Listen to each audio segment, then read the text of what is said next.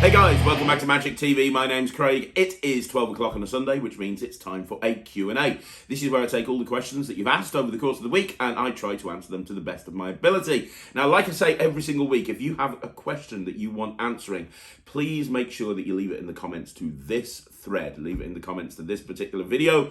There are thousands of comments on this channel now. It is very difficult for me to find a comment that you might have placed somewhere else. I try, but it's very difficult sometimes. So if you want to absolutely be sure that it's asked, make sure you ask it, answer it, ask it even in this particular video.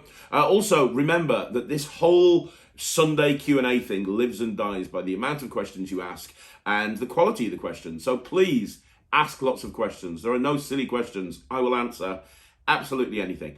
If you want a question answered, leave it down below. There's some great questions this week, so we're going to get straight into it. Let's get straight into this week's Q&A. Okay, so first of all, a lot of people have been asking about the Quiver hows and whys. I mentioned on last week's Q&A, would you like to see a hows and whys on the Quiver? Lots and lots of people have said yes. So first thing to let you know, that is going to be a video I produce very, very soon. I'm just working on the hows and whys of the WoW. You know, WoW, Masuda's WoW. I'm working on the hows and whys of the WoW because I love WoW. As soon as I've done WoW, I'll do Quiver. Those hows and whys videos takes a long time because you've got to, it's not like doing a normal video. I've got to do a lot of research. I've got to film a lot of performances. There's a lot of editing involved in it as well. They take a long time, which is probably why I drop one hows and whys a month. So they do take a long time. The WoW one is almost finished, and then I'll start working on the Quiver one. But I tell you right now, I've got some amazing routines with Quiver that I think you guys will absolutely love. And what I might do, I might put a section on Netrix on how to actually do some of my original routines with the Quiver. Because obviously, as you know, on Magic TV, I don't explain anything. But I could, I've got like probably 5, 6, maybe even 7 original routines with the Quiver, which is completely unique to me. If you guys would be interested in me doing that on Netrix and having a Quiver section, that wouldn't be too much of a problem. Let me know, and if enough people wanted to see that, I'll do that as well for you. Okay, so the next question is from Magic Man, and Magic Man says, "Hi Craig, would you agree that if a trick is truly good and worth buying, being told how it's done before you buy it wouldn't hurt it and may in fact help with sales?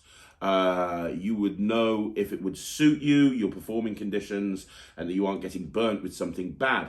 Some high-tech magic tricks explain how they're done in the ad copy, so you know exactly what you are buying. And people like Mark Mason often explain how tricks are done at their dealer booth and conventions. People seem to respect that, and it drives sales. I wish this was possible with online dealers. I have friends that have shown me how some tricks work, and I've bought them based on that I wouldn't have bought otherwise." That's a really great question. So basically you're saying, should magic dealers do trailers that expose how the trick's done? I remember way back in the day, like years back, probably looking at about 2011 when I was on the Wizard Product Review. Matthew Beach, or Bish, I always pronounce his name wrong. He bought out an impression pad. I can't remember the name of it. I want to say it's the Nomad pad, but I don't think it was. And I absolutely went nuts on the Wizard Product Review because his trailer for the product basically exposed exactly how the pad worked. And my attitude to it was, I can't believe you're exposing this pad. People are going to see it, blah, blah, blah, yada, yada, yada.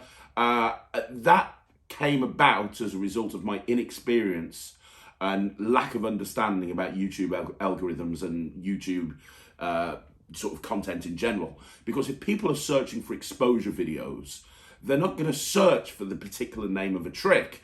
They're going to search for, hey, tutorial, card coming to the top of the deck, tutorial, whatever it may be. That's what they're going to be searching for. They're not going to be searching for a specific name for a trick. So that trailer won't show up for them. It's very unlikely that trailer won't show up for them. And Matthew and I had a bit of an argument about it, and he was right. You know, all these years later, I'll absolutely say Matthew was right. And I think he was the very first person that put a trailer out that exposed the method. And I actually think, because there's two parts to this, I actually think that it's actually a really good idea in certain situations. Now, ultimately, at the end of the day, it's up to the magic producer and the magic creator to decide what they do with the trailer. If they choose not to do that, then fair enough. There you go. That's fair enough. You can't really argue with that. That's what they've chosen. They've chosen not to do that. If they do want to do it, that's absolutely fine as well. I do know that with certain products, it's probably a really good idea, because if you're buying a gimmick, or you're buying something that you can't make up with your own stuff at home or make very easily, then seeing how the trick is done would probably encourage you to want to buy it, if that makes sense. The point that you're making is absolutely true. So I remember when Lloyd Barnes created Cognito, he was this close to just openly releasing the tutorial to everybody and just making the tutorial available to anyone, whether you bought Cognito or not, because he had so much confidence in the fact that when people watch the tutorial, they'll want to buy it, that he thought, well, that's probably not a bad idea. And I think he's right. You know, he didn't do that ultimately, but I think that is a really good idea, especially when you consider that somewhere like the Magic Cafe, the latest and greatest forum especially, they all get into this discussion about how it works, and there's not really anything off the table there. People are discussing methods on a new trick before the new trick has even been released. So if that's going to be the case, and it happens on Reddit and it happens on everywhere, discussion forums, Facebook groups, everywhere. So if that's the case, why wouldn't you want to capitalize on that and release a trailer explaining how the trick works if they couldn't then go home and make it themselves? Because ultimately, that's what a certain percentage of people will do. A certain percentage of people who watch the trailer go, right, okay, that's how it works, I'm going to make my own. And so certain tricks it would work for, other tricks it wouldn't. And there are certain tricks that it really wouldn't work for. So for example, let's use Visible as an example. Everybody, I kind of went half and half with that, because I with Visible, the trailer openly said, these are concepts with an invisible deck. This is what you can do with an invisible deck. Now, I didn't actually then say, okay, so this is what you do with this trick, this is how this works, this is how you do with this trick, this is how this works, because then people could go and get their own invisible deck. They wouldn't even need to buy the tutorial, right? But we were honest and open and said, look, this is tricks with an invisible deck. You could have marketed Visible as, this is a collection of brand new routines that you've never seen before. It uses a common gimmick, but that gimmick has been lying dormant in your drawer for years, and now, finally, you could do that, but why not be open and honest with it and say, look, it uses an invisible deck. Having said that, there are some tricks, right? Okay, so I'm a big fan of Angelo Carbone, and I've mentioned on this channel before that he's got a trick coming out very, very soon. And I've seen the trick, I've seen the trailer, I've spoken to Angelo about it. I think it's one of the best tricks I've ever seen. There is absolutely no way that Angelo will reveal the method to that trick. And the reason is he's very proud of the trick, even though you couldn't go and make this yourself. It is a fully gaffed thing that there's no way you could make it. He is so proud of this method. He doesn't want everybody knowing how it's done. He doesn't want everybody in the magic community to know how it's done. So he would never, I haven't spoken to him about this, but I'm pretty sure he would never release a trailer explaining how the whole thing works, because it's not really about a money thing to him. It's not really about I'm going to lose sales over it. It's more of a case of wanting to keep the secret. And that's the other aspect to it. I know some creators that price their stuff really high. Scott Alexander is one of them. And the reason he prices his stuff really high, he doesn't want everybody doing it. He doesn't want everyone doing that trick. He doesn't want everyone knowing the method. He wants to make his routines exclusive. So if he's releasing trailers where the method is explained on the trailer, well, then what's going to happen there is everyone's going to know how his stuff's done, so it's counterproductive. So there's lots of different factors that you need to take into consideration. Ultimately, it's down to the creator and the magic producer. What is their ultimate goal? Are they ultimately more concerned about making money? If they are, and they've got a product that's unique that you can't make up at home, it would probably serve them to release a trailer where it explains exactly how the trick works. If, however, you're more concerned with keeping the secret on your product, or you have a product where it can be easily replicated at home once you know the secret, it's probably best not to go down that route. So that's kind of a long way to answer it, but I hope that answered your question, Magic Man. Okay, so the next question is by Magic Tricks with a Z. How you doing, buddy? Thanks for answering my question, no problem. I know you've brought out lots of magic, and I have made a trick way before lockdown, and I now want to bring it to market. How do you recommend doing this? Which companies are the best to contact? Thank you, Craig. Okay, so that's a great question. How do you? Well, first of all, I'd watch my interview with Patrick Wolford that went up on Talk Magic a little while ago. It'll be on Spotify and all the podcasting platforms now. He's the head purchaser at Murphy's, and that was a very, very interesting interview, and he talks a lot about this sort of things. The advice that I give you, and I've done a video about this on the channel before if you check out the Magic Stuff playlist, but I'll synopsisize it for you. Very, very briefly, if you want to bring a product to market, first of all, make sure it is good. Okay, make sure that you've tested it, make sure it's original. Trust me, from experience, make sure it's original. Because if you bring a trick out and it's not original and you mess up, you are going to have people come down on you like a ton of bricks. And you only have one chance to make a first impression as a creator. And if the first thing, like for example, OMG Studios, I'm done with them. Their stuff is absolutely terrible. They've only bought 2 or 3 things out and I hate it. And now found out that it's not even original to them. So, you need to make a good impression, especially with your first product. So make sure it's good, make sure it's original, make sure you've done all the crediting on it, make sure you've actually tried it in the real world. Then what you're gonna do is you're going to film a performance of it and don't make it a studio performance. It doesn't have to be an actual gig, but what I would advise is, going out to the pub with a couple of friends and showing it to them.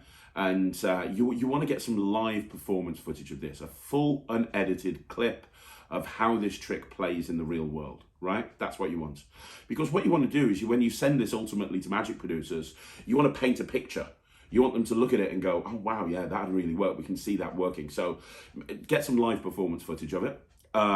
Then do a very quick explanation of how the trick works. So you don't have to go really in depth. You're not doing a tutorial here, just like a 1 or 2 minute thing explaining the secret behind whatever it is that you have made. Now you need to send it off to magic producers. And my advice is, well, first of all, there's certain you need to understand what the deal is with each magic producer. So certain magic producers and certain magic companies that produce tricks on your behalf, they have certain deals. So Alakazam, for example, generally as a rule, they do a buyout.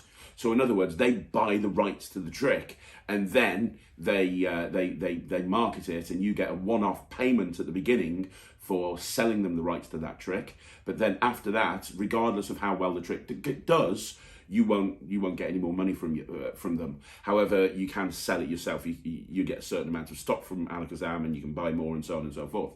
Then certain companies will do a percentage deal with you, and it varies from company to company. I know for a fact Murphy's and Penguin and places like the 1914, they do a percentage deal as well. So what what you have to do is you have to decide what sort of deal that you want on it. Also, have you got a name? If you've got no name, that might affect the company that you go for. If nobody knows who you are, that might affect the company that you go with. Have you got a bank? For example, if Greg Wilson brings out a trick now, you'll have every magic producer in the world biting his hand off for this particular trick because they know that Greg has a great name as a magic creator and his stuff sells and sells again. So that's something else that you need to consider. And then what you want to do is you want to send this video off to all the magic producers that you want to work with. Some tricks feel like they're a better fit with one producer than another producer, like something like Visible. I knew that I wanted to do that with the 1914. So certain projects work better with one producer than another producer. But when you first started, maybe just send it to absolutely everybody. And don't try and do a bidding war. If a couple of companies come back to you and go, oh, we're interested, don't try and play one off against each other, okay? You want to build up a reputation in this industry as someone that's really easy to work with, not somebody that's trying to take everyone's money. Releasing magic tricks is not a get-rich-quick scheme. You're never going to get rich releasing magic tricks. So what you want to do is you want to develop a relationship with all these different producers so that as you create more tricks in the future, they want to come and work with you, if that makes sense. And the ultimate goal really is to do something like David Jonathan has done, which is, he brings stuff out through various different producers, but he also brings stuff out through his own brand as well. And because he's built up a reputation through releasing magic through places like Murphy's and Penguin and Alakazam and so on and so forth. When he releases his own product, he's got a big name. People are always interested in the product that he's bringing out. So that's also something that's worth noting. And the other thing is, don't be disheartened if you get an email back saying, no, we're not interested. One of my favourite tricks of all time is Snaps, again by David Jonathan. Snaps is absolutely incredible. And obviously, as you probably know, he brought that out through Penguin Magic. Well, that was not the first company that he went to with that concept. He went to other companies first and ended up with Penguin. And I imagine the other companies are really kicking themselves right now, because that is a great seller and it continues to sell and it continues to be really, really popular. So don't be disheartened. You know, sometimes a company might not want to work with you just because you haven't got a name. If it's an expensive prop to produce, even if the prop is really good, if they don't know who you are, there's a lot of factors that are taken into consideration to decide whether a trick is going to be profitable or not. Because the thing you need to understand, all these magic producers, they're all businesses. Ultimately, their goal is to make money. That's not a bad thing. That's their goal. Their goal is to make money. They're not bringing magic out for the love of it. Well, they might be. I know people like the 1914 do, and Murphy's do, and Penguin do, but you know, there's some production companies out there that might not be the case. They are a business, and there's nothing wrong with that. And so what they have to do is they have to take everything into consideration, and there's certain factors that they're going to look at. Are you a bankable commodity? Do they know who you are? Have you got a track record of releasing magic? What are the reviews like of the previous tricks that you've released?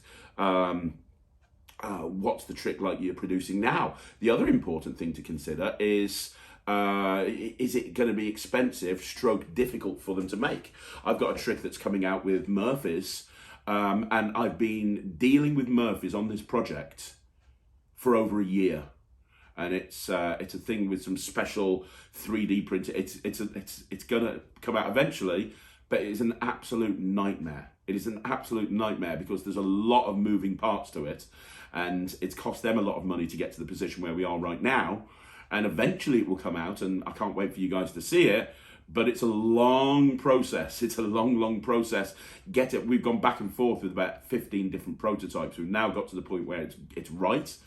Which is great, and now they have to look into production costs. Well, you know, how many hours have they spent on that? How many hours have I spent on that? You know, they have to consider, is this going to be a trick that they can sell, that they can make money on? Because again, Murphy's, they're a business, they want to make money. So all of this stuff is taken into consideration. So don't be disheartened if somebody turns around to you and says, actually, no, don't want to work with you. You know, thanks, better luck next time. You know, just keep going. And if you get a no from absolutely everybody, put it to one side. Maybe think about releasing something more simple. And then eventually, you know, you'll have that simple thing come out that you know, like a packet trick, for example, or something that's really easy for a producer to make. It's very easy. There's hardly a financial problem for them to release that out, but make it good so it's successful, and then you start slowly developing a name. And yeah, and then ultimately you might want to start releasing magic yourself. You might want to carry on using production companies. I pretty much, other than Netrix, I pretty much exclusively release my magic through production companies, just because I'm lazy. I'd rather them do all of the work for me. You know, I like the idea of making the trick, getting it to a position where I absolutely love it, and then saying to somebody like Pete Nardi, hey, here's the trick. Right, there you go.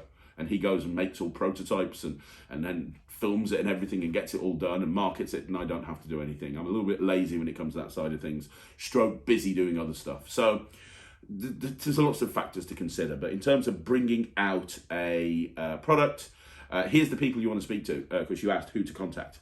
I don't know everybody, but and there's lots of smaller production companies, but the ones I work for at Murphy's, you know, you want to reach out to people like Lloyd Barnes or Titanus. They're in the creative team. At Penguin, really, you want to reach out to somebody like Sean Dunn or Eric Tate or Nick LaCappo. At 1914, you want to reach out to D. Christopher, because he's kind of the man when it comes to that sort of stuff. Vanishing Ink, great company. You might want to reach out to somebody like Andy Gladwin. He's kind of will point you in the right direction. I think a lot of these companies have a submission page as well, but if you want to actually contact them directly, then you can do so. A lot of people don't think of this, but PropDog are a great company to work with, and I'm releasing something through PropDog, and you want to contact Dave Bonsall there. Alakazam, you want to speak to either Harry Nardi or Peter Nardi. Those are the companies that I've been working with. There are others, but I would strongly advise. The Saturn Magic, that'll probably be Mark Traversoni. There's lots. My advice is just to go on their website, look at the submissions page, and just submit the trick, and just don't give up. That's the important thing. Don't give up. Okay, so the next question is Mago Antonio. And Mago Antonio says, love your videos. Great, thank you, Mago. Question for your next Q&A. I have a lot of trouble trying to balance my personal life and my shows. I am always afraid of booking a trip and booking shows and losing shows. My girlfriend hates me for this. Please help. Okay, well, there's a little bit of an aspect of time management to this. So I did a video a little while ago on time management and how to manage your time more effectively. That might be something you want to look at. But really, you've got more of a specific question here, which is balancing your personal life and your business life, which is something that a lot of entrepreneurs, a lot of business people, they really struggle with. And it's something I have struggled with in the past, and occasionally I still struggle with now, and I have to keep my head in check to make sure I don't do that.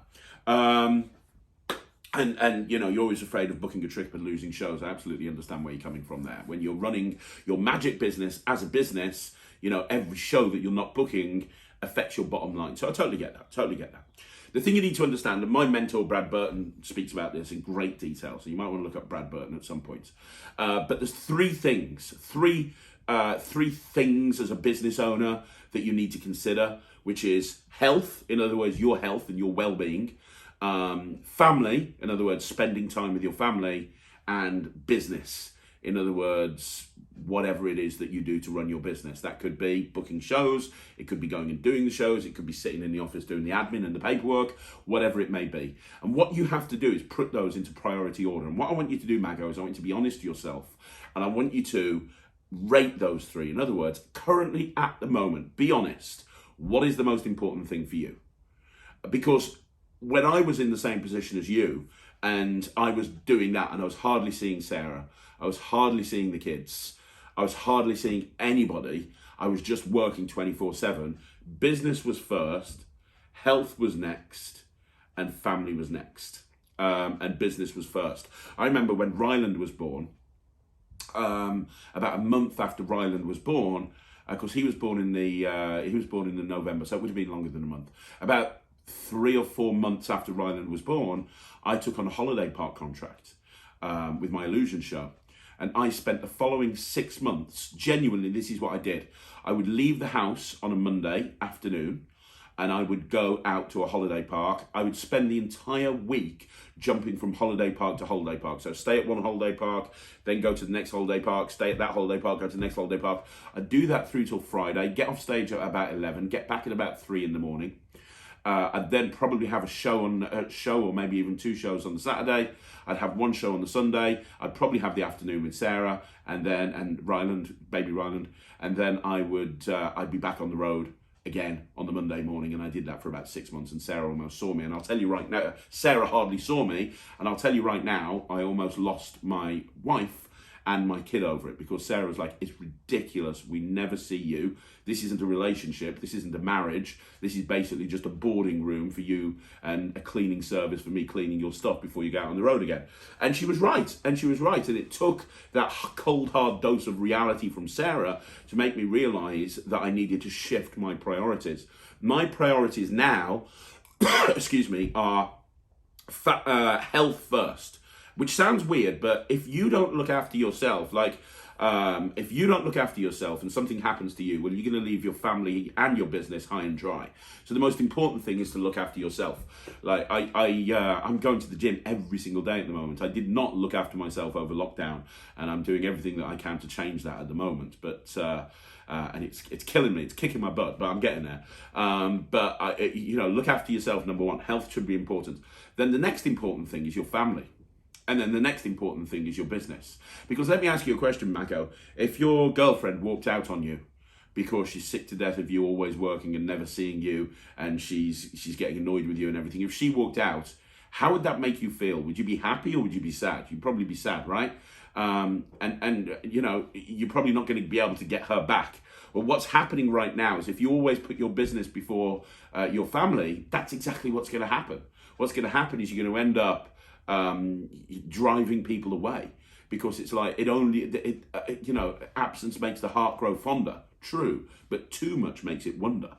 And you know, there's only so much that people can take of empty promises. Oh, you know, I promised I'd take. You promised you'd take me away. I know, but I've got another show that I have to do. This is a really important show.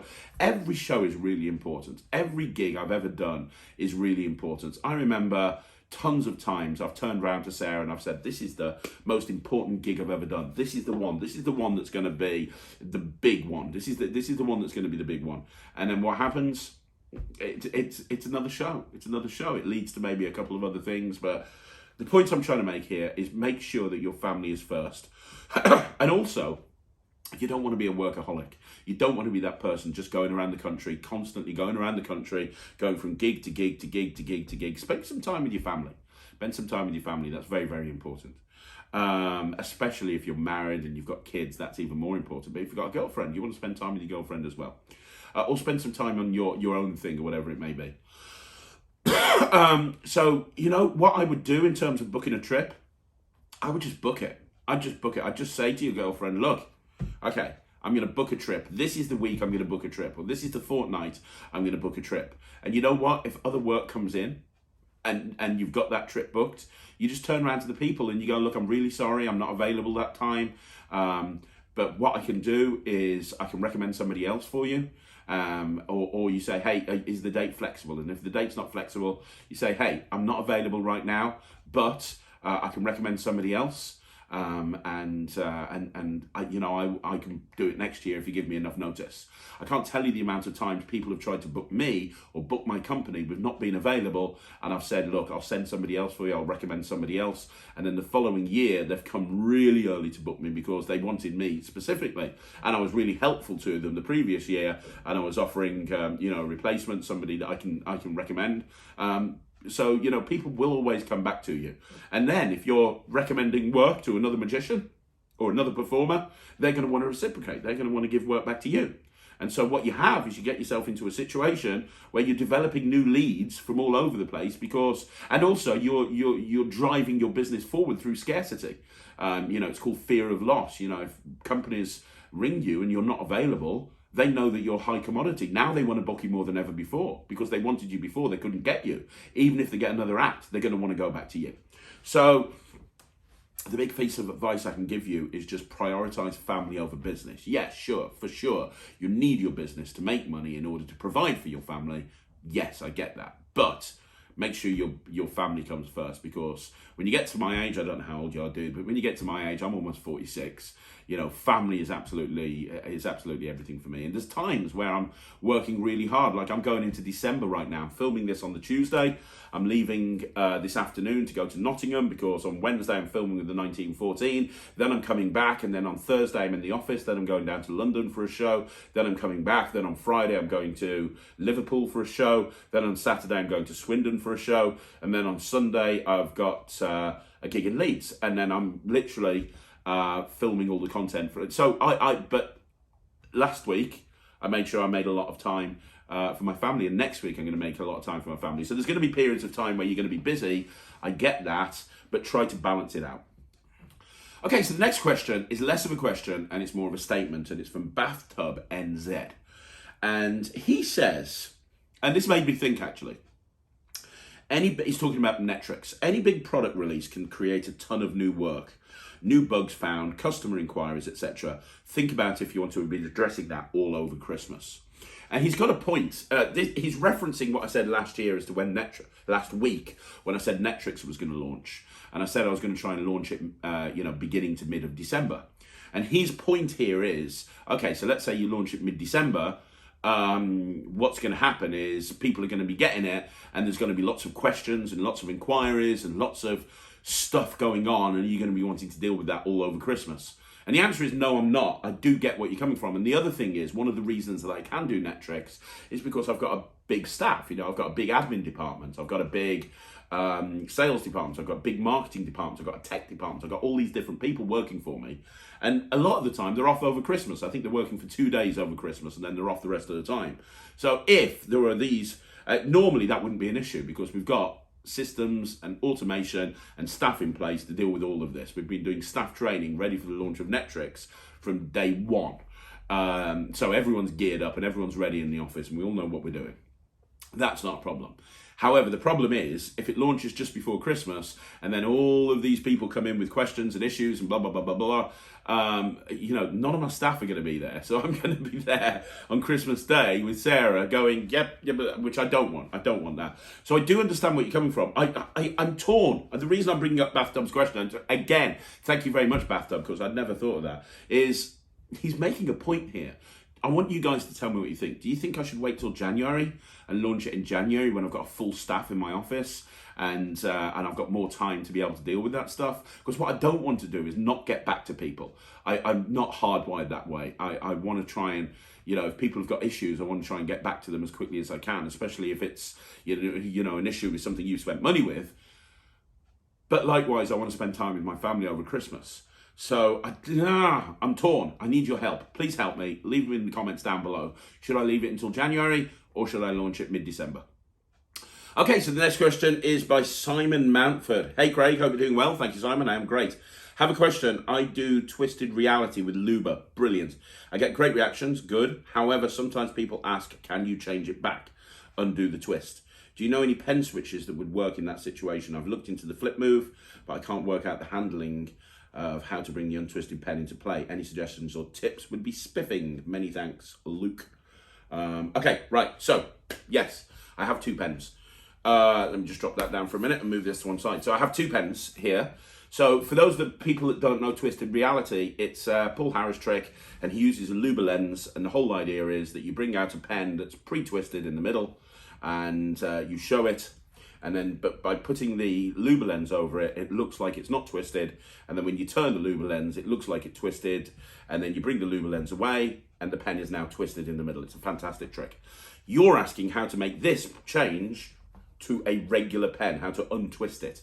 Now, I've literally just, I don't read the Q&A, so this is not something I've considered before, but off the top of my head, this is what I would do. So you got to understand that when you've done that twist, they think the trick's over at that point.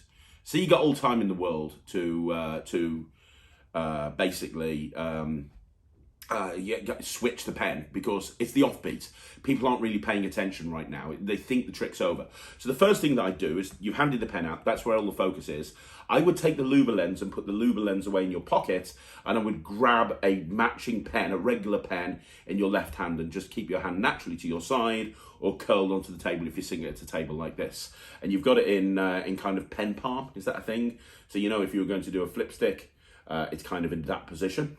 And then what I do is, when they've looked at this pen, I would take the pen so they can see the twist. And what I'd do is I'd say, now, you know what the problem is? Some people think it's got something to do with the lens. That's why I've put the lens away. Can you hold your hand out and pinch your thumb and forefinger together? Now, in the action of saying hold your hand out and pinch your thumb and forefinger together, that's quite a complicated thing to ask somebody to do. And it's something that they're going to think of. And this is a technique that's used a lot in magic, especially from a misdirection point of view. You give somebody an instruction, and especially if you're performing in front of a group of people, they're going to be focusing on that instruction, and they're not going to be focusing on what you're doing. And normally everybody else will be looking at them to make sure they get it right. So what I would do in that situation then, so you say, can you do me a favor, hold your thumb and forefinger out, hold your hand out for me. All you're going to do is you're going to do a flip stick with this hand. So you're going to do a flip stick with one hand as you bring your hands together. So you're going to bring your hands together and you're going to do a flip stick into this hand. But the misdirection will completely cover that. So you've just took the pen back. Now the thing is, when I do this, people think that there's something to do with the lens, and they want to see me do it out in the open. That's why I've put the lens away. Can you do me a favor, sir? Can you hold your hand out, your right hand out, thumb and forefinger together? That'd be amazing. Brilliant. Now you've done the move in literally 1 second. Even if they were burning your hand, that move doesn't look like anything. And notice how I'm holding this pen. I'm holding it here where the twist should be, right? So they just saw the twist here, And then you come over here, and now I'm holding it where the twist should be. So everything looks the same. Now, what I'm going to do here is I'm going to grab the pen in this hand, and I'm going to grab the pen in this hand, covering up the twist. I'm going to say, look, I'll hold the twist, you hold the bottom of the pen. And you get them to hold the bottom of the pen like this. And now you say, all I need is a little bit of heat. And you're going to go into your pocket with this hand, ditch the pen, bring out a lighter. They're holding it, and you just light it and wave it near your hand. Put the lighter away. Obviously, the reason for the lighter was to switch the pen out. And then you just pretend to twist it back, and you move your hand away, and they're left holding that pen like that. And they're left holding the pen, which is now completely untwisted. So the whole thing in full speed would be, hey, have a look at that. Isn't that weird? Look at the twist. Isn't that weird? Put the lens away. Isn't that weird? Now, a lot of people, when I do this, they turn around to me and they say, Craig, because that's my name, they say, Craig, I think it's got something to do with the lens. It's got nothing to do with the lens. It's all to do with heat. I know you think I'm kidding. I'm going to prove it to you. Can you hold your right hand out, thumb and forefinger pinched together? Would that be okay? Brilliant. And what I want you to do is just pinch there, the bottom of the pen. That's great. I'm just going to get a lighter. I'm just going to wave the lighter. Notice I don't come too close to the pen. It just needs a little bit of heat. Now watch this. That allows me to just take that twist and untwist it.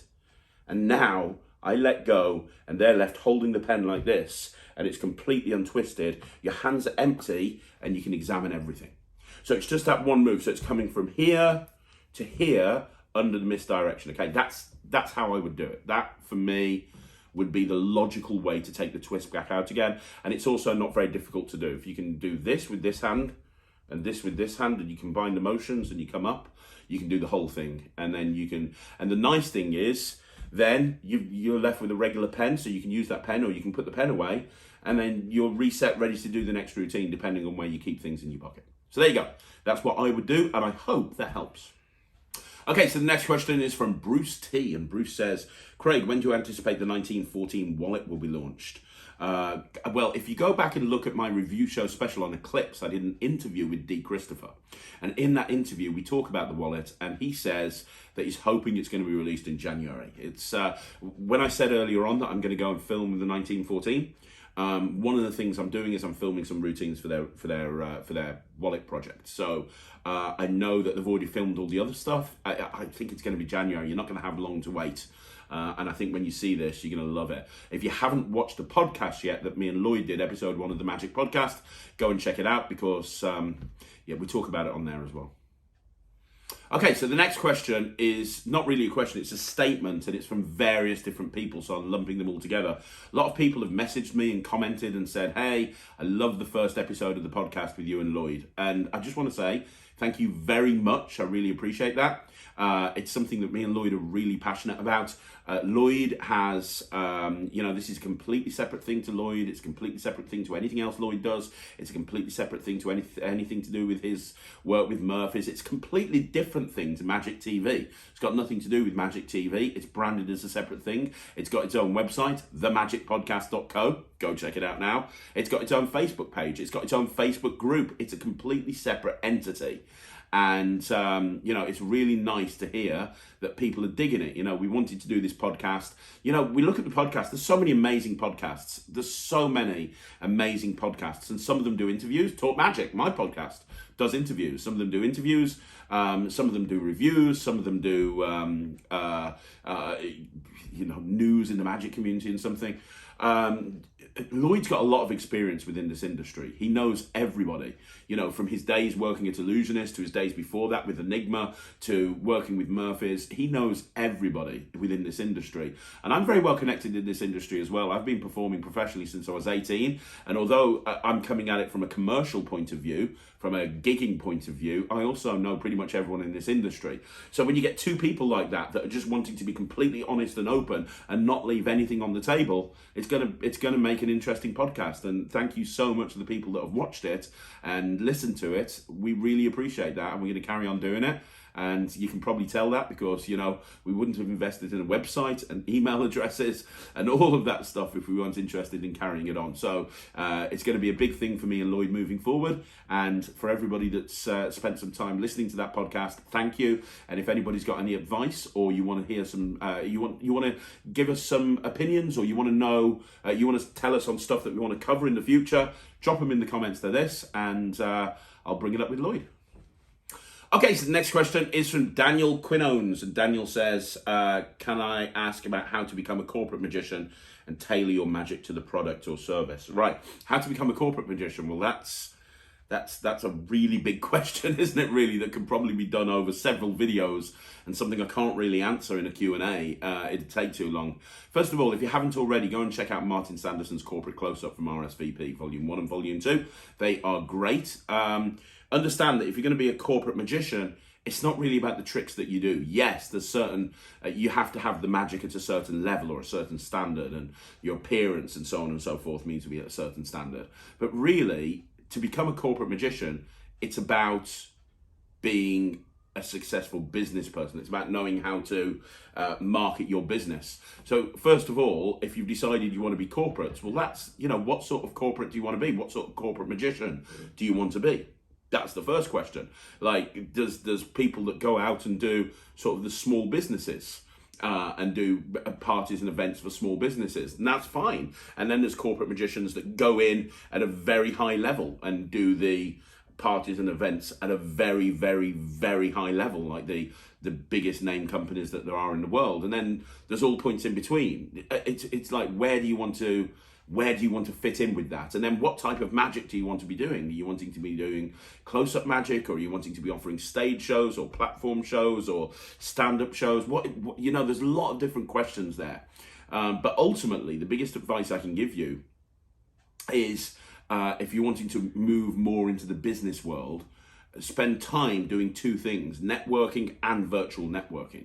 Networking for me was absolutely huge. What I mean by networking is joining a networking organization like BNI, which is a worldwide networking organization. Over here in the UK, you've got BNI, you've got 4N, which is Brad Burton's 4N, or Network Central, which is his sort of networking organization. Joining a networking group and then going out and being a part of that group is a big deal, because what they will do is they will pass you referrals, and you'll get to know a lot of business people in your area, and they will help you get into various different corporates. When I first started professionally, I did a lot of networking, and it really helped me. It really did help me. It opened a lot of doors that probably wouldn't have opened if I hadn't have actually stepped through those doors. The next thing that I would say is do virtual networking. So that could be, a lot of networking organizations do virtual networking over Zoom, which is a great thing to do because it allows you to get in the room with a lot of business people, but without actually having to leave the comfort of your own home, which is great. But also get on LinkedIn and get really, what's the word I'm looking for? Get really well known, build up a profile on LinkedIn. Because that's going to be another way that people get to see you and know how you do things and so on and so forth. So LinkedIn is another big thing. And then start putting yourself out there to agents, but the right agents. Over here in the UK, for example, there's agents that work mainly with holiday parks. Well, that's not going to be any good if you want to be a corporate magician. So get in with agents that get a lot of corporate work. So I've got a couple of agents that use me that are big corporate agencies. They put acts into corporates an awful lot. Get in with those agencies. Get in with those companies, because they're the ones that are going to push you as well towards getting more corporate bookings. And then the other thing that I would say is, while you're trying to push towards this corporate work that you're wanting to get, don't starve. Make sure that whatever it is that you're doing at the moment, you continue doing while you're building up that other aspect of your business. And then think about things that you can offer that work within a corporate environment. Stuff like seminars and put yourself together a motivational talk based on the experience that you have as a performer, team building, product launches, trade shows. All of these things, A, are designed to give you more work within the industry, but B, will introduce you to more people. Every time you do a corporate gig, there's lots of people that are going to see you that could potentially book you down the line. So, I've worked for one company and they've probably booked me 40 or 50 times because I've went into one department and then all the other departments have been recommending me as well. So, yeah, it's a big subject, and it's something that I'll probably do a video on at some point in the future. But my advice would be, just don't procrastinate. Just make it happen. You want to be a corporate magician, just start doing it. When's the best time to decide to do this sort of thing? Yesterday. When's the next best time? today. So don't procrastinate. You want to be a corporate magician, start making headway towards doing it. Okay, so the next question is from Richard Groom. I'd love an index of Craig's magic reviews on Netrix. Wow. Wow. Is that something people would be interested in? Because if it is, we could probably make it happen, but not on Netrix. We've got a website specifically for Magic TV. It's www.magictv.org. And on there, it would be fairly simple to have a search section and have a search through to a particular product, and then have it so that when you click on it, it takes you to that part of the video. That wouldn't be a problem at all. It would just take time and effort, but it wouldn't be a problem. I could think of about 10 different ways of doing that. So, I mean, is that something, to be honest, it's only the sort of thing that I'd want to do if enough people are interested in it, because it would take me and my team a long time to put that together, probably a good week. So if it is something that you want, let me know. If enough people say, yes, that's a useful thing, we'll add it to Magic TV over the course of the next few months. And then once it's added, it'd be a very simple matter every time a review goes up to update it. That wouldn't be a problem. So yeah, thanks Richard for the idea. It's interesting. Are people interested in that? Would that be something that you guys are interested in? Let me know in the comments. Okay, so the next question is by Tom Lyons, and Tom says, hey Craig, keep up the wonderful work you're doing.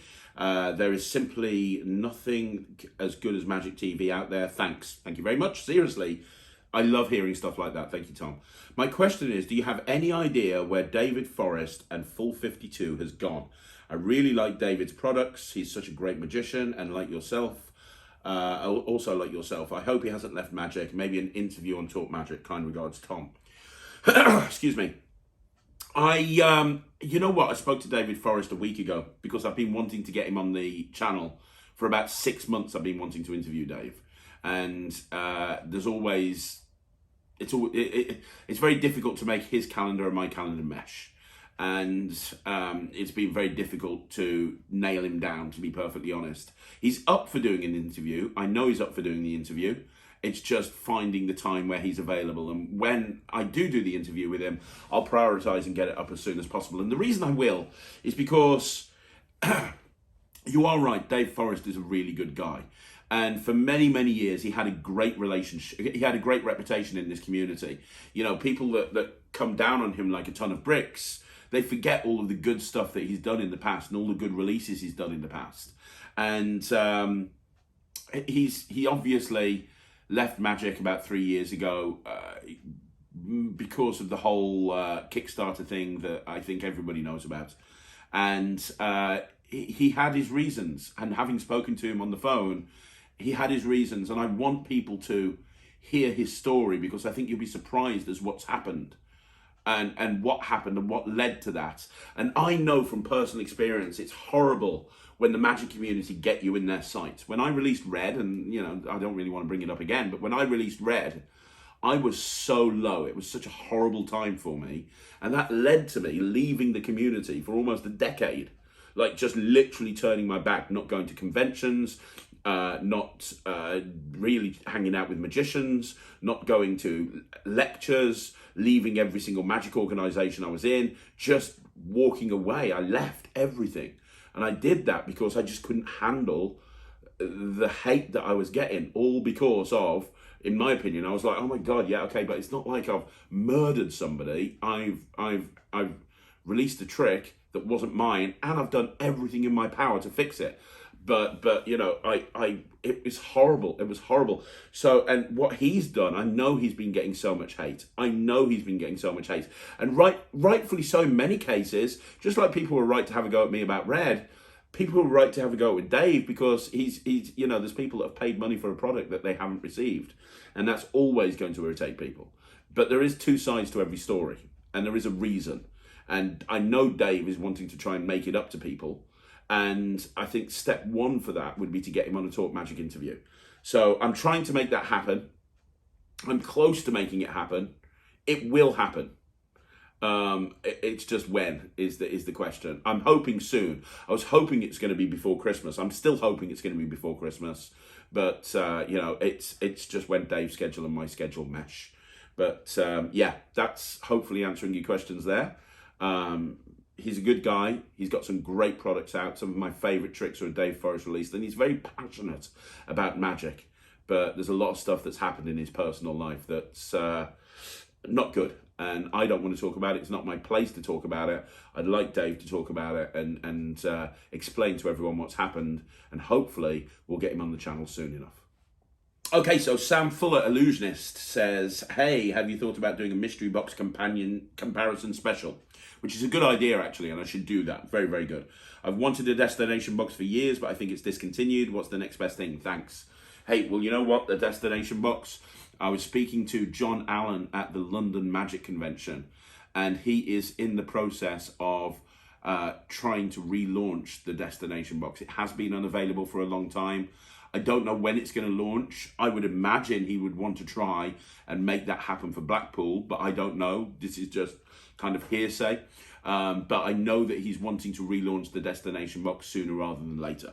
So if you want a destination box, I know John is moving hell and high water to try and make sure that that is a product that comes out again, and he's got new ideas for it and updated handlings and everything. So it's going to be very, very exciting. So yeah, it is coming back. I can't say when, because obviously I'm not John Allen. Only John knows that. But I know it's going to be coming out, and it's going to be coming out soonish. Okay, and the final question today is by John360. John360. And John360 says, you know a lot of card magic. What's the most ridiculous force and the most ridiculous control that you know that still works, but you wouldn't have thought it would have worked? Okay. That's an interesting question. So what's a force or a control that I wouldn't have thought had worked but has worked? Well, let me just grab a deck of cards from over here. There you go. Roasters playing cards as reviewed on the latest 5x5. And these are really good, by the way. These are great. Absolutely love them. Anyway, so you're asking what force and control do I know? Okay, we got some cards. I think I've just shuffled face up into face down. No, I haven't. Okay. So what force or control do I know that is absolutely ridiculous, that you wouldn't expect works, but does work? Okay. Well, first of all, the control. Now, I know this is... Sorry, first of all, the force. I know this is older than him, but the first person I saw do this was Simon Lovell in a lecture many, many years ago, probably back in the early 90s. And this control will, this force will force the King of Clubs, is ridiculous. But until you try it, you won't realise that it works so well. And it's this: you just turn around to somebody and say stop anytime you want to. Stop, very good, when you take that card. And that's it. So all you're doing, it's like a slip force or a riffle force, but you're not actually doing the slip or the riffle. You're just literally allowing that top packet to rotate round. But the motion of that top packet really kind of fools everybody. So it's just like, say stop right there. Very good. Can you take that card for me? Brilliant. Have a look at it. Don't forget it. And you've just forced the King of Clubs in that case. First time I saw Simon do that, I was like, there's no way, absolutely no way that is going to work. Not a chance. And then I tried it, and it did work. And I'm like, oh my gosh, I cannot believe that this works. This is ridiculous. And it's one that I've actually used for a long time. So it's really good force, really good force. In terms of the control, this is a David Acker control, which again, I wouldn't have thought would work, but it does. And it's this control. So you bevel the deck, let me show you. You go, look, say stop anytime you want, stop. Okay, so we've got the two of hearts there. What we'll do is we'll pop it down in the middle, leave it in there. There we go, gone. Two of hearts gone in the deck. And in reality, it's now at the bottom of the deck, which is ridiculous. It's absolutely ridiculous. But again, it works, and it works really well. So what we have here is, what we have here is you're going to bevel the deck face up and just riffle down the beveled deck, a bit like that old John Bannon force. And when they say stop, you just separate the bevel at that point and show them the card, and then rotate everything over, and it's very discrepant. When you peel off that card, you know, you're obviously peeling off a different card, and it brings that card to the bottom, but the whole thing done together, even though it's discrepant, it really flies past everybody. So in full speed, it's like this. Look, just say stop, stop. Okay, the 7 of clubs. You happy with that one? Yep. Okay, we'll leave that right down there in the middle of the deck. Gone, completely gone. and obviously you've got it to the bottom of the deck. It's a very old David Acker control that's really good. You know, it's really good. I have actually used that quite a few times, and it works. And I think that's the thing with sleight of hand, right? Sometimes we look at sleights and we're like, no, there's no way that's going to work. You'd be amazed at what you can get past members of the audience if you actually just go ahead and try it. There's so much that you can get past, it's ridiculous.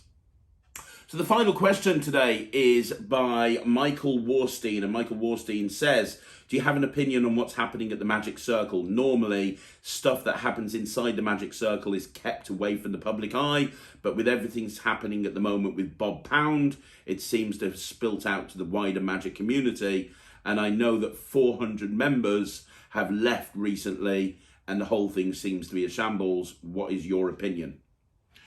Okay. So what's my opinion of what's happening at the Magic Circle? Well, as a Magic Circle member, I think I need to be very, very careful as to what I say and don't say. And I think there's certain rules and regulations on what you're allowed to say and not say, and that's fair enough. You know, I choose to be in the Magic Circle. If they have certain rules that members have to live by, it's my choice to whether to adhere to those rules or not. And also, I'm done with politics, and I'm done with sort of controversy. Yes, I'm always going to speak my mind. You'll know that if you listen to episode number 1 of the podcast with me and Lloyd. However, I stopped the rants for a reason. And this is a very polarizing subject. And I could say literally the nicest thing about one group of people, and I would have another group of people coming down on me like a ton of bricks, and I would have another group of people. You just can't win. It's a question that if I give my answer to this, I just literally cannot win. I am going to give my answer, but I fully expect somebody in the comments or on Facebook or in some sort of Magic Circle group or something to come down on me with a ton of bricks. So here's what I think, and I don't want to get into it into any great detail because I don't think I'm allowed to either, but for those people that don't know, Bob Pound, who is the examination secretary of the Magic Circle and also sat on the Magic Circle as council member, has tendered his resignation to leave the Magic Circle over stuff that has happened over the course of the last year or two. I don't want to get into it. If you want to read more about it, you can do by going to Bob Pound's Facebook page, where it is being debated. I don't want to really get into he said, she said, but then that's what this feels like, right? That's what this feels like. It feels like a he said, she said, he said, she said. I would like to just talk magic. I would like to just talk. That's what I love doing. I love magic. What I don't love doing is going onto the Magic Circle Facebook page and just seeing argument after argument after argument. So they did the right thing, in my opinion, by shutting down all communication on there, because I feel that the Magic Circle Facebook page should be, or the Facebook group should be about debating magic back and forth and talking about lectures that are coming up and that sort of thing. There should be a separate place for this. It should not be in there because there's lots of new members, there's lots of apprentices, and this is the experience they're getting of the circle. It's not good. So I agree that, you know, communication should have shut down. I know that people will disagree with that, but you know, there's plenty of places that people can debate stuff. And again, it's the Magic Circle's rules. It's their rules. If you don't like it, leave. What I will say is I've got all the respect in the world for Bob Pound. I think Bob Pound is a really great guy. When I interviewed him for Talk Magic, I really, and I'd never really kind of got to know him before that, I have all the respect in the world for the man. I think he is absolutely incredible, and I think him leaving the Magic Circle is a huge loss to the Magic Circle, and if I was in charge, I would try and do whatever I can to stop him from leaving. However, and to be clear, it's his choice. Now, he feels that he has no choice. Everyone has a choice. It's his choice to leave. And I know that he wants an apology, and there's certain situations that have stopped that apology from being forthcoming. I don't know what to say about this situation. What I will say is the council of the Magic Circle have an incredibly hard job. The council of the Magic Circle have an incredibly hard job. The new council have an even harder job because obviously everything that happened over the previous year, this is a new council. I'm fairly sure that every single council member has not been here in the previous year. Say they've just inherited all of this stuff. And I know a lot of the people on the council personally, and I think they're brilliant. And they are, I know they're trying really hard in order to make the circle the place that everybody wants it to be. And you've got to remember, this is an unpaid position. A lot of the people that are on the council in the Magic Circle, they're full-time professional magicians. You know, we're going into the busiest period of the year at the moment for a lot of professional magicians. And I know that there's a lot of council members that are spending all of their time trying to deal with this situation rather than running their business. And nobody seems to be cutting them some slack, even though they're brand new and they've just inherited this stuff. The bottom line is they have been given advice legally to not do something. And everybody is telling them, well, ignore that advice and do it anyway. Well, I don't know the whys and wherefores, but the reason... I don't even want to get into this, but if I was Bob, I'd just let it go. I'd just let it go. I'd be done with it. You've announced your resignation. Just leave early. Just go. Just go and be done with it. Life's too short to argue. If you think that the circle is not a place that you can be in anymore, just go. And because at the moment the council have got so much stuff going on. And I know they're so passionate about wanting to make it an amazing place. And I'm sure it's irritating for the council members because everything that they do that's really good gets undermined by this whole ongoing issue. So, for example, you know, the council have just organised with Lee Alex to create these Devil's Hanks with the Magic Circle logo on. Which look amazing, by the way, and all that's happened is nobody cares about that. Nobody cares about the good stuff that they're doing. Nobody cares about the how they're advancing the circle, which they are in many different ways, because you've got this whole dark cloud that's just over encompasses absolutely everything. And I just really think, and everyone's debating it and everyone's talking about it, and no one can actually get on with watching magic, learning magic, which is what the Magic Circle's all about. It should be a place where everyone just practices magic, learns magic, talks about magic, and everyone learns to become a better magician. And that's not happening at the moment because of back and forth. And well, you know, I want an apology because of this. Well, we're not going to give you an apology because of this. But and also, you know, you're the reason why we can't give you an apology because you're the one that started it. Oh yeah, well, you know, it's ridiculous. I promise you, if you give me an apology, then you know, no further action will be taken. Okay, well, we know that, but that's not the case, and we don't know for sure. And oh my God, it's terrible. Shut the fuck up. Shut the fuck up. Everybody, shut the fuck up. Yeah, Bob, you want to leave the Magic Circle? Leave. I've got all the respect in the world for you, and I understand where you're coming from, and I think that you're an amazing guy, and I would happily interview you on this channel anytime. This is not a slagging off thing at Bob. Bob, just go. Just go. If you love the Magic Circle, because every time you post, you go, I love the Magic Circle, but. I love the Magic Circle, but. Well, the stuff that you're doing at the moment is causing members to leave, and 400 members haven't left. That's absolutely bullshit. It's just crap. But, you know, members have left. We know that people like Scott Penrose and John Archer and all these people have left. There's certain members that have left, and but also lots of members over lockdown joined. I'm pretty sure that the membership numbers are higher up at the moment than they were like 2 or 3 years ago. Don't know for sure, but I'd be willing to bet that they are. I came back. So here's the thing. If you love the circle as much as you say you do, just leave. Just draw a line under it. Just go, right, okay, this is a part of my life that I enjoyed at the time. It's ended very, very bitterly. I'm unhappy because at the moment, this is encompassing you. This is all encompassing, and I know it is because I see your Facebook post and I can see how much you care about the circle, and I can see how much this whole thing irritates you. And life's too short to be overwhelmed with this. With this. My advice would be to just walk away. Walk away now. Don't wait a couple of months. Just go, because you're just going to get more and more and more irritated as you approach that date. Just go, draw a line on it, and just say, look, I'm not going to have anything to do with the Magic Circle again. And then as for the Magic Circle itself and the council, just continue doing what you're doing. Try to make it the best place it can be. There are some phenomenal people on the council, and those phenomenal people can drive this forward if they put the time and effort in, like I know that they want to. And for everybody else that's in the Magic Circle and every single other person that's a member, understand that the Magic Circle is I've been there, I've done that, I've wrote blogs about that, how the Magic Circle are irrelevant and how the Magic Circle sucks. And you know what? I was in the wrong. I shouldn't have done that. I was in the wrong. I was in a very bitter and twisted place. In some ways, there is a little bit of a parallel. I left the Magic Circle in a big hoo-ha. I was really annoyed and really frustrated with the Magic Circle, and I wrote a blog about how the Magic Circle's irrelevant. Now, at the time, I was like, right, okay, this is my thoughts on the Magic Circle.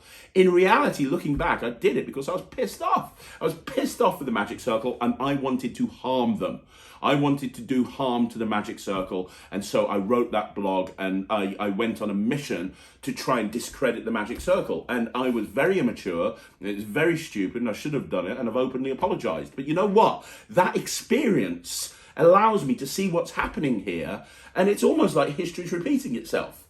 Just go, if you're a member of the Magic Circle, then you have two options. Number one, stay in the Magic Circle and make it the best place that it can potentially possibly be, and support the council and do everything that you can.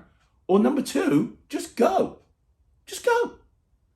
It's like those people that leave Facebook. It's like those people, I am getting off Facebook. I am gone in 1 day's time. Oh, please don't leave. Please don't leave. Please don't leave Facebook. We don't want you to leave Facebook. Please don't leave. No, I am going. I've made my decision. I am gone. It's like that, right? It's those people that I'm leaving. Just fuck off. Just go. Just leave Facebook if you want to leave Facebook. Not making a big hoo-ha announcement of it. I'm leaving this Facebook group. Whatever, just go. Just go. Right? Because ultimately, at the end of the day, the people that I see bitching and moaning about the Magic Circle, Bob not included in this, by the way, because he's a totally separate thing, but a lot of the members of the Magic Circle that are bitching and moaning, they're not doing anything about it. The council members, they ran for council. They stepped up. They're giving their time freely to try and make the Magic Circle the best place it can be. There's faceless Magic Circle members that are going, this is an outcry. This is not why I wanted to join the Magic Circle. This is not what it is. I'm going to... Well, do something about it then. Do something about it. Don't criticise the people that are giving their time and energy freely trying to sort out a shit show that happened a year ago and they've just inherited it and they're trying to do the best they can do. No. Cut them some slack. And if you want to be the guy that's bitching and moaning about this whole situation, then actually either step up and do something about it, or if you're not going to step up and do something about it, quit whining, quit moaning, quit bitching, and just let them get on with it. That's what I think about this whole situation. I am done with politics. I'm done with crap. I am done with bullshit. I am done with all of this he says, she says. If you want to be in the circle, be in the circle. If you don't want to be in the circle, don't be in the circle. And if Bob wants to leave, let him leave. Let him leave. And Bob, like I said, I would just leave now. I would just be done with it and understand that the reason that the circle is so successful, a big part of that is you. Your legacy is set. Your legacy is absolutely set. You're an amazing guy. Everybody has so much respect for you. Don't let all of this crap pile on top of you and allow you to be consumed by it. I can see you're hurt by reading your Facebook posts. Just move on. Just leave, just move on and do something else. Because at the moment, being in the circle, being around the circle, I think it's affecting you negatively. And I don't think that's a good thing for you or anybody else. And if I was in that situation, and I was in that situation, I would want to remove myself from that situation as soon as possible. And I did. That's the advice that I've got for Bob, the Magic Circle, the council, and the members of the Magic Circle. Just either step up or shut up. So there you go. That is another Q&A in the bag, people. Thank you very much for tuning in and watching. Really, really appreciate it. Don't forget, I've got a review show special going up tonight at 9 o'clock, so go check that out. Next week on Monday, we've got a 5x5 at 9 o'clock, a shorts at 2 o'clock, at 6 o'clock. I have a... live, and then also don't forget on Wednesday at 9 o'clock, if you haven't done it yet, subscribe. It's on every single podcasting platform you can imagine. It's on Spotify, it's on Apple Podcasts, it's on Deezer, it's on everything, Android Podcast, you'll find it everywhere. Go subscribe to the Magic Podcast, episode 2, coming up Wednesday at 9 o'clock. GMT. So guys, there's a lot to look out for on Magic TV and the Magic Podcast over the course of the next week. Thank you very much once again for joining me for this Q&A. Let me know what you think in the comments down below. I'm going to be back again later on today with a review show special at 9 o'clock, a shorts at 2, and at 6 o'clock a live. I'll see you again. My name's Craig from Magic TV.